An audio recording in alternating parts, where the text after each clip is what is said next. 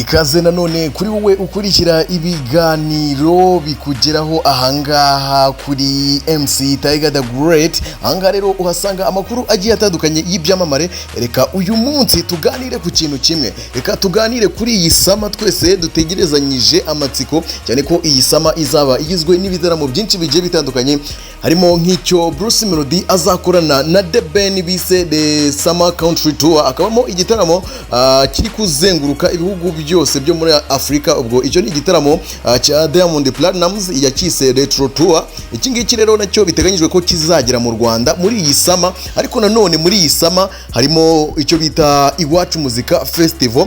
Ni igitaramo kizenguruka uturere tugiye dutandukanye tw'igihugu, aho bitwaza abahanzi bagera kuri 7 ubu ngubu bamaze no gushyirwa ku rutonde. Ariko muri iyi sama tumenyereye ko akenshi tuba dufite indirimbo igezweho, abantu benshi bari kubyina cyane mu maklabu ahantu hagiye hatandukanye, ugasanga niyo ndirimbo yigaruriye imitima ya benshi. Umwaka ushize hariho indirimbo zari ziyoboye cyane, twakwita ko arizo zayoboye sama y'umwaka wa 2025 nk'uko byagendaga bigaragara ku machat ndetse no ku zindi mbuga zicururizwaho imiziki, ndetse n'inshuro zacuranzwe ku maradiyo no ku ma TikTok izakoreshejwe cyane. Izo ndirimbo harimo nk'iyitwa Tsunami, akaba ariyo yarangije umwaka wa 2025 iyoboye izindi zose, akaba ari nayo yari ikunzwe cyane. Ariko nanone hariho n'iyitwa Repete, iyo ngiyo yari ya DJ Benda ndetse na Dore.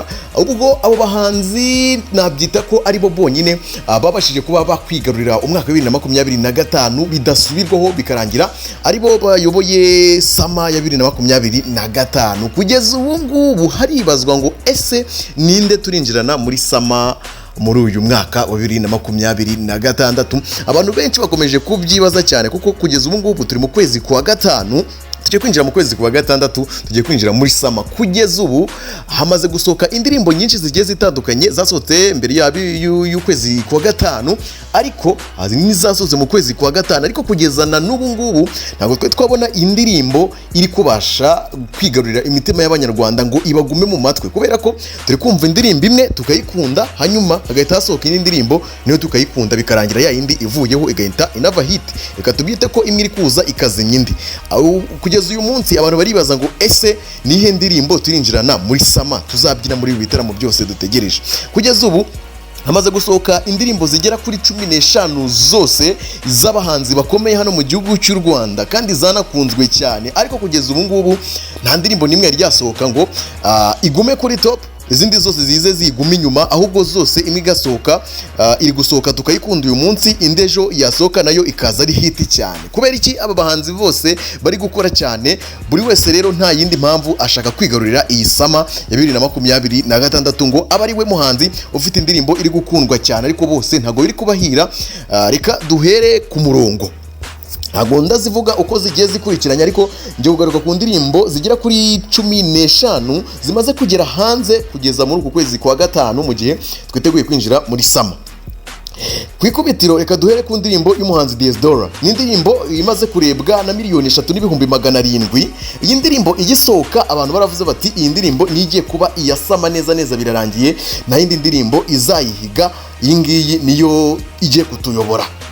Ariko uwitwa Chibuna we yahise asohoye indirimbo ayita Kale. Kugeza ubu ngubu iyi ndirimbo imaze kurebwa na 2,700,000 ku rubuga rwa YouTube. Nayo yaraje itimera nkaho ihanganye na Extra Stamina ya Dore. Turavuga tuti nta kibazo, izi zombi twazinjirana muri sama nkuko twinjiranye muri sama ya 2025 indirimbo Repete ndetse na Tsunami byari naho byashobotse. Ariko izi ndirimbo byaje guhindura isura ubwo uwitwa Element L afatanyije na Joshua Balaka wo muri Uganda ndetse na BNM wo muri Kenya bakoze indirimbo yitwa Ayayaah, nabo bahita bayitereka hanze. Iyi ndirimbo yaraje nanone ihita yongera ibisubizo rudubi, iraza ihita yigarurira imitima y'abanyarwanda. Kugeza ubu ngubu nta video yayo yari yasohoka, kandi ibyumweru 2 byamaze kurenga. Iyi ndirimbo igiye hanze imaze kurebwa na 2,280,000. ubwo ni lyrics, video ntago irasohoka. Kugeza n'ubu ngubu abantu bari kwibaza bati ese iyi ndirimbo irengeje ibyumweru 2 twadukomeje kubona andi mahit ari kuza asa na hari kuyizimya, ubwo video yayo iracyasohotse, ese iracyakenewe? Iyi ndirimbo rero icyo nayivugaho, nayo yaraje itimera nkaho isa niyicajeho gatoya Extra Stamina ndetse na Kale ya Chibu. bimera nkaho bicecetse. Turavuga tuti turinjirana muri sama. Ako kanya uwitwa Mike Kayihura wari umaze hafi umwaka wose adakora indirimbo ye ya single track yahise azana indirimbo yitwa Come On. Mwibuke ko yaramaze iminsi asohoye indirimbo ari kumwe na Kid from Kigali yitwa Yububu, nayo yari imaze iminsi iri gukurikiranwa cyane n'abatari bakeya, ariko yahise asohora yitwa Come On. Ubu ngubu imaze kurebwa na 1,200,000 kuri YouTube. Iyi ngiyi nayo yaraje ihita imera nkaho izimije ho gatoya indirimbo ya Element yitwa Ayayaah. Iyi ndirimbo ariko ntabwo yabikoze neza kubera ko yari hanganye n'indirimbo zigera ku ndirimbo enye, harimo Extra Stamina ya Dore, akabamo Ayayaah nayo ikubwiye, ndetse na Kale ya Chibu, ariko hagati aho harimo n'indi ndirimbo ya Bobo Pro yahurijemo urimo abarimo Kivumbi King ndetse na Juno Kizigenza yitwa Kirigute. Zari zimaze kuba indirimbo ubwo ngubwo zigera kuri 5 zari ziyoboye. Twatekerezaga ko abantu benshi bibaza bari batangiye gutekereza ko izi ndirimbo arizo bazinjirana muri sama, ariko byaje guhindura isura ubwo uwitwa Kevin Kade yikozaga muri studio nawe agahita akora indirimbo, agahita yisohora yitwa Ndi Ready, agayisohora iri kumwe n'amashusho ako kanya direct. Iyi ndirimbo Ndi Ready kugeza ubu ngubu imaze kurebwa n'ibihumbi 544, imaze iminsi 9 igiye hanze. Yasohotse nyuma ya Kirigute imaze kurebwa ni 1,600,000. Nayo yaraje ihita yicaza izo ndirimbo 5 zose nimaze kukubwira. Nanone dukomeza kubura indirimbo yo kwinjirana muri sama twakwita ko iyoboye izindi.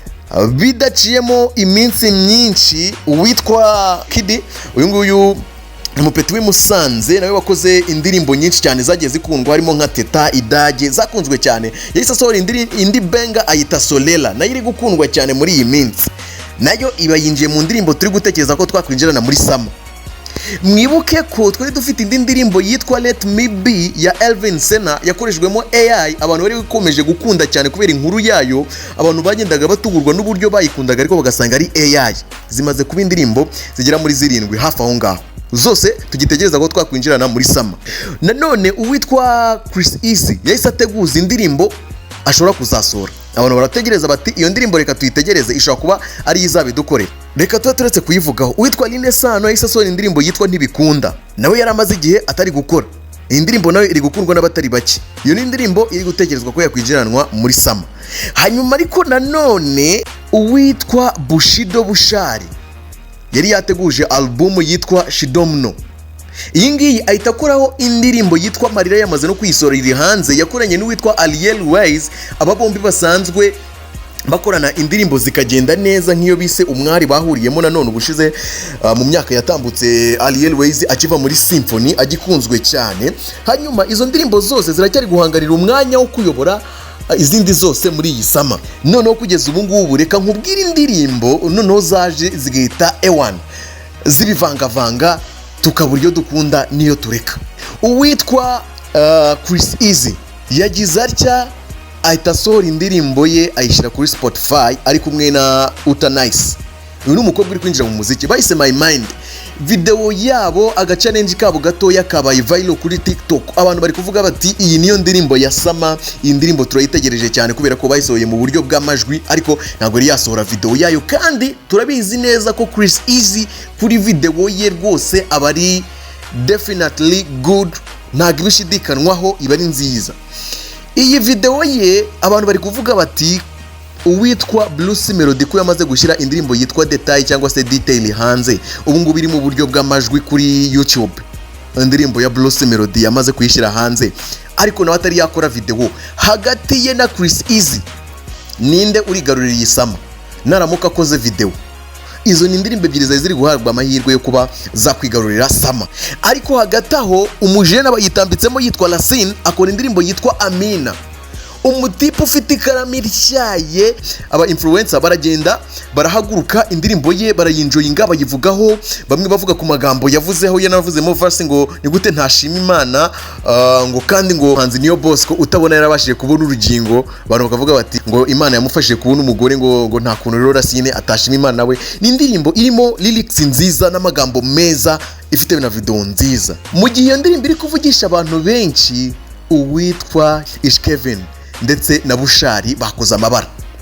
Bushali ndetse na Ishkevin baje ibintu byose twari tumazemo iminsi turimo babihindura umuyonga babyita ubusa baravuga bati muve ku giti dore umuntu bagiye bakora indirimbo bayita Kibasumba imaze iminsi iri hanze abantu bari kuyikunda kugeza ubu ngubu niyo ndirimbo dufite turi gutekereza ko ishobora kuba ajya kwigarurira iyi sama. Kibasumba yakozwe mu buryo bwiza cyane bunogeye ijisho ifite beat ya gakondo amashusho ya gakondo kugeza ubu ngubu niyo ndirimbo iri gukundwa cyane n'abatari bakeya ariko ihanganye n'izo ndirimbo 15 zose maze kukubwira harimo n'iya Chris Easy itari yasohorerwa amashusho hamwe na Détail ya Bruce Melody na n'ubu amashusho yayo atarajya hanze. Twese turi kwibaza tuti nihe ndirimbo iri buze kuyobora mu gihe turi kwibaza dutya ariko hari izindi ndirimbo zamaze guteguzwa ko zigiye gusohoka kugeza na n'ubu ngubu tutarabona. Uwitwa Bwiza yamaze gushyira agace gatoya ku mbuga nkoranyambaga k'indirimbo agiye gushyira hanze yitwa Gake Gake. Indirimbo yitwa Gake Gake abantu bumvise ko ari indirimbo ibyinitse cyane abantu bakwinjirana muri sama bigakunda kuko ni indirimbo ikunzwe n'abatari bake kandi itari yanasohoka mu mashusho yagaragaje uyu mukobwa akomeje kugenda yinjoyinga. Iyo ni ya mbere. Indirimbo ya kabiri witwa Davis D nyuma yuko akoze indirimbo yitwa Dance nayo yari mu zihanganye cyane mu kwinjira muri sama yatangaje ko agiye gusora indirimbo ari kumwe na DJ Ino. Iyo ndirimbo yayise Ayayaah yayitiriye umuhanzi wo muri Nigeria bita Ayayaah. Nkubutse ko uyu Ayayaah ari we ufite indirimbo yitwa Lash yahitinze cyane akaba ari wo mukobwa wenyine ufite indirimbo ya Afrobeat yabashije kurenga miliyoni 500. Checkinga none ahora tubibona. Uyu Davis rero nawe yateguje indirimbo yise Ayayaah. Iyi nayo ijye kuzaza ihangane n'izi ngizi zihari 15 bamaze gukubwira. Nanone uwitwa Papa Cyangwe yateguje indirimbo yahuriyemo na Yamano ndetse na Racine. Aba bombi bazwiho kugira ikaramu ityaye. Papa Cyangwe ni imana y'imihanda agira lyrics cyangwa se amagambo meza cyane aryoheye amatwi abajene bakunda harimo slangs nyinshi. Hanyuma uwitwa Yamano azwiho kuba yandika ibintu bidasanzwe bya bintu utega amatwi kumva ko kuko harimo message kandi nayo kumbuga nkoranyambaga muri iyi minsi ari kugarukwaho kubera ko we n'umugore bafitanye amakimbirane binavuga ko Yamano ubu ngubu ashobora kuba ari mu maboko ya polisi nubwo bitaremezwa neza kubera guhotera umugore we. Indirimbo rero Papa Cyangwe yateguje yitwa Nibe Nawe ni indirimbo yahuriyemo na Racine ndetse na Yamano. Ariko nanone gisa cy'inganzo muri iyi minsi muri iki cyumweru turimo we na producer Clement abatangaje ko bagiye kongera guhurira muri studio bagakora indirimbo. Ni nyuma yuko uyu producer Clement yari yarakoreye indirimbo yitwa Uruyenzi akayikorera gisa cy'inganzo ikaba viral cyane ari nayo ndirimbo yatumye abantu bamumenya cyane nayo akaba ari indirimbo yingiyi bagiye kongera gukorana duri gutekereza ko yaza igakompeta n'izi ndirimbo.